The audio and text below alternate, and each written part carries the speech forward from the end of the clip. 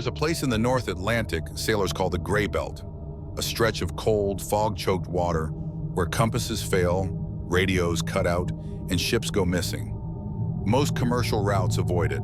The ones that don't, sometimes don't return. In 998, the research vessel, Anodyne, disappeared in the Gray Belt. No mayday, no debris, just silence. Until last year. A satellite picked up a weak signal, looping every 19 seconds, just static in one phrase. Anodyne, 041 North, status, drift. A private salvage crew was sent in. 6 men, 1 tugboat, no questions asked. The kind of people paid well to never speak again. They found them Anodyne drifting 430 nautical miles off course. No signs of struggle, no visible damage. And all the while, lights were on. They boarded the ship at dusk. Captain Darnell led the inspection, documenting everything. The Anodyne had no power source running, no fuel left. The engines were dead cold, but every corridor, cabin, and deck was lit with bright white fluorescence. Worse, every clock on board showed the same time, 3:19 a.m. Frozen. Inside, everything was pristine, untouched for 25 years, yet nothing had decayed. Half-eaten meals still sat on trays. A chess game mid-match. Journals open to the last entry, but not a single person aboard, until they reached the infirmary. There on the mirror, written in something dark and crusted, "Still here." Underneath it, a child's handprint, too small for any of the crew. Day 2, comms with their tugboat went silent. Weather turned unnatural, not stormy, but still, like the air itself was holding its breath. One of the engineers, Beck, went missing. They found his boots by the edge of the drained swimming pool. Inside the pool, scratch marks. Long, frantic, deep. Security footage showed only one thing. A woman with soaked black hair, standing motionless in the shadows behind him. She didn't blink. She just smiled. Day 3. The ship began whispering. No wind, no crew, just whispers behind bulkheads, echoing through ventilation shafts. One crew member woke up to find his belongings moved, arranged in the shape of an eye. Another found an old photo of himself as a child, one he swore he never brought. Captain Darnell wrote in his log, "It's not haunted, it's aware." They tried opening the bridge. It was sealed shut, welded from the inside. They cut it open and found the captain's chair occupied. A uniform still sat there. Bones inside. No eyes, just black glistening hollows. The nameplate read, Captain J. Anodyne. Day 4. 2 more men vanished. No signs of struggle, no alarms. The last engineer tried to restart the tugboat. Nothing. Then the ocean changed. Flat, mirror smooth. And underneath the ship, something passed by. A massive shape. No color, no outline, just absence. Like the sea had been scooped out beneath them. The ship stopped rocking, and then every speaker on board crackled to life with a single voice. Who turned on the lights? Then silence, final log. This is not a place of death, it is a place of memory, and we are the intrusion. It wants us to remember something no one was supposed to survive to recall. It doesn't want to kill us, it wants us to witness. 2 weeks later, the Anodyne was found drifting again, this time completely dark. No crew, no logs, except for one message scorched into the hull. Do not turn them on. Day 5, they began to forget things. Names, dates, even faces. Darnell found himself staring at his own crewmates and not recognizing them for whole seconds at a time. One man, Royce, called his wife on a broken radio. No one on the crew was married to anyone named Evelyn. They found the observation room, a hidden sub-level with 10 empty chairs and a wall of monitors. The screens flickered on and showed them footage from the past, footage from last night, a shadow in every frame, a screen labeled Captain Darnell, Session 12 complete. Darnell destroyed the monitor. That night he woke in a hospital bed, alone. Overhead, a TV played black and white footage of his crew drowning. In reverse, then he blinked. Back aboard. Day 6, the sea around the anodyne boiled with black pod-like shapes. One cracked open. Nothing came out. Whispers grew louder. In his log, Royce wrote, "We're not haunted. We're being watched. Every scream, every moment. The ship is recording us." Day 7, Lee bled from his eyes and collapsed. The lights died. In the dark, Darnell ran to the bridge. Alone now, on the screen, 6 new men boarding. Again, the loop had restarted. Day 8, Darnell woke in a white bed, ID band on wrist. Ward, playback 9. A nurse stood in the corner, face turned, then gone. Day 9, no time, no path, no end. Every door led to a new version of the ship. He passed himself. Twice, the only constant. 3:19 a.m. Final loop, Darnell rewired the ship, overloaded the system. His final words scratched into the console. "If the ship is dark, leave it.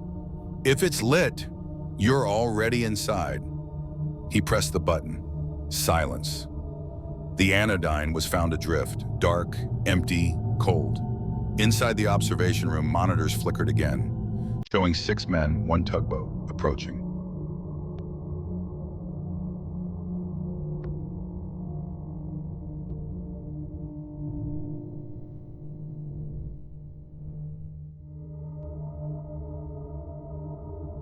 In maritime folklore, there's a saying, if you hear bells in fog but see no ship, turn back. The sea is remembering something and it doesn't want you to join the memory. This is the story of the MV Winslow, a cargo vessel that vanished in 1972, only to resurface 50 years later, floating in perfect condition, but changed. The Winslow had left Iceland bound for Halifax with a skeleton crew and a hull full of mining gear. It was reported lost after it passed through an unexpected fog bank near the same coordinates as the anodyne. No debris was ever found, no flares, no SOS. Then, in 2022, a Norwegian Coast Guard drone picked up something drifting, still, quiet, and wrong. It was the Winslow, exactly as she'd looked in 1972. Paint unsullied, hull unscarred, identical down to the rope knots on the mooring deck. But her nameplate had changed. Now it read simply, Echo. 6 men boarded the Echo, hired under contract with Oceanwide Recovery. One of them, a sonar technician named Fletcher, kept a detailed log. His journal was recovered months later, sealed in plastic and nailed to a life buoy that washed ashore in Denmark. This is what he wrote. Day 1. The fog was so thick we couldn't see the ship until we were nearly beside it. It towered out of the gray like a forgotten cathedral. We tethered and boarded with no incident. From the first moment, it felt wrong. No sound, no birds. The water didn't lap against the hull. It just pressed. The ship interior was pristine. Charts on the table, coffee in the galley. Still warm, but impossible. Instruments all pointed to nonsense. Barometers reading pressure that couldn't exist. Clocks ticking backward. The lower decks were dry. Not dry as in clean, dry as in dehydrated. Salt crust clung to walls, desiccated seaweed like veins. There were footprints, bare, child-sized, leading from the infirmary to the coal storage. We followed, nothing inside. Just a bed neatly made, and an old sailor's jacket standing upright on its own, as if someone was inside, until a blink revealed otherwise. Day 2. We began to hear the bells, not from above, from below. Every 19 seconds, like clockwork, a distant, low clang, echoing up from beneath the hull. We checked sonar. It returned faces, not readings. Faces, blurred, shifting, watching. No one slept. Martinez, the mechanic, went missing after going to the engine room. His boots were found floating inside the drinking fountain. Security footage showed him walking into the shadows. Then, frame by frame, dissolving. Day 3, time fractures. No other word for it. I watched Lauren, our medic, walk into the hallway. Then 5 minutes later, I saw him come back in from the same direction. When I asked, he said he'd never left. Then there was the tide beneath the floor. The boards began to warp rhythmically, like something was breathing underneath. Day 4, we found the original crew, or what was left. Behind a sealed metal panel labeled "Boiler Room, Do Not Open," there were 13 perfectly preserved bodies floating upright in salt water, as if suspended in a jar. Their eyes had been gouged out, but not violently, surgically, precisely. One body opened its mouth when we leaned close. A whisper bubbled out. "We don't dream anymore. We remember. For the ship." Then the lights failed. Day 5, 2 more gone. Just me and Ramos now. He says the ship doesn't move because it's not real. Says it's a recording, like film looping. What happens here isn't new, it's just the playback. Glitching. I think he's right. I saw my own reflection today. It blinked after I did, and it was smiling. Day 6. We found the black room, below the bilge, no entry in the schematics. Walls lined with analog equipment, dials, switches, reels of tape spinning endlessly. In the center, a single chair facing a screen. On it, me, writing this. Behind me, Ramos, holding a wrench. Except, Ramos was dead. He'd hung himself in the radio tower 3 hours ago. I turned to look. The chair was empty again, but the screen still played me, writing what I'm writing right now. The fog outside has cleared, but no one's coming. I've stopped hearing the bells. Now I hear waves of static, like memories playing underwater. The ship doesn't need a crew. It never did. It needs witnesses. And when there are none left, it finds more. The buoy is gone. I watched it float off the port side under a pale sky. I'd hoped to die knowing someone might read my words, but the sea brought it back. This time it was soaked, not wet, soaked in thick black oil, like crude pulled straight from the earth. It had new pages in it, in my handwriting. Fletcher never left. Fletcher is still watching. The tape doesn't stop until the witness forgets their name. I stopped bleeding. Food won't rot. The clocks are gone. There's no sea, only reflections of sea. I think I'm upside down. Or the ship is. Ramos whispers through the pipes. You're not interesting enough to die yet. I found a room of screens, hundreds. Each one played a different version of my face, aged, younger, dissected. Each flickered one word.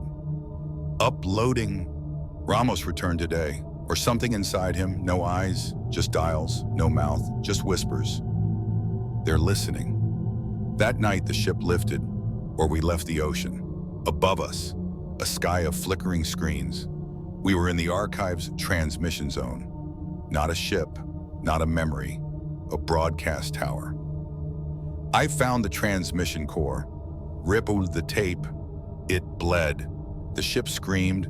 The walls bled film. I found one final reel labeled Forgotten Footage. It showed Earth, people, screens, reflections, and behind everyone, the ship.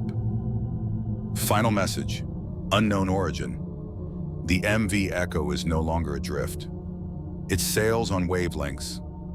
Every time you press play, the ship plays you back. Every horror you remember, you gift it. And when you forget, it replays louder. So if you ever wake to static, hear bells, or see something familiar in your reflection, don't turn on the screen, don't respond, don't record.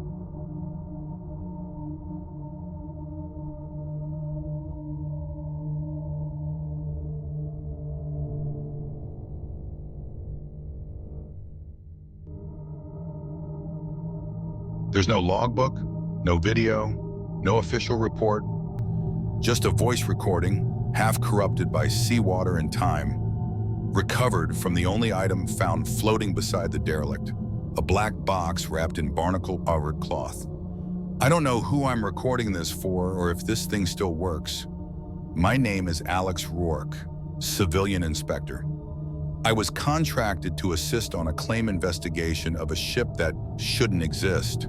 The MV Tularian. It was declared lost in 1981. All hands gone, no beacon, no mayday. Disappeared off the Azores in clear weather. And yet here she was, floating off the Faroe Islands, No crew, no damage, just waiting. It started the moment we stepped aboard. The boarding team was small, 4 of us. Me, Captain Dressner, sonar tech named Baird, and a salvage specialist named Elsie Tran. The air was wrong, dry, like an old basement sealed too tight. The ship was spotless, serial numbers melted, hull too clean. No decay, just waiting. Elsie and I searched the lower deck. Breathing walls, bare footsteps, faint whispering. We ran. Upstairs, Baird was bleeding from the hands, sonar showing a circular eye-shaped anomaly. The ship is inside something else, he said. Then, darkness. Red lights pulsed. Shadows appeared at the ends of the halls. Standing, closer, closer. Captain gone. Bridge empty. His voice on the intercom. Let them see. We reached the engine room. No engine. Just a black hole. Spiraling inward. Heat radiating. Whispering. Above it, a bone and wire camera. Elsie stepped back and vanished. Baird went mad. I followed him, slipped, and saw the faces. Below the ship, pressed under the floor like trapped souls in frozen water, some began to open their eyes. Part 3. The escape. I ran. Walls changed behind me. Reflections lagged. Top deck, no sea. Just blank sky. Just an enormous eye above. Watching. A whisper in my voice. Now you're part of the story too. I woke up adrift with a black box. No memory of leaving. The Tellurian isn't a ship, it's a recorder. And once you board, it plays you back. I thought I escaped. I hadn't. The ocean was blank. The radio spoke in my voice. You're not out of the story. A trawler found me, or said it did. Crew knew my name. Took me below deck. A chair. A screen. My life on repeat. I watched myself board again. Again. Again. You're part of the recorder now, one said. Weeks passed. Time broke. Shadows followed me. Screens flickered. People mouthed my name. I tried destroying the USB. It screamed, eyes bled. Recognition level, critical. I never left the ship. There is no offboard. It was never a vessel. It was a story, a virus, and I was the file. Now, so are you. You'll smell salt where there is none. You'll hear horns from dry land. When you do, it's too late. The Tellurian remembers you, and it's time to replay. Enjoy the unease? Leave a like, hit subscribe, and we'll keep digging up the things they tried to forget.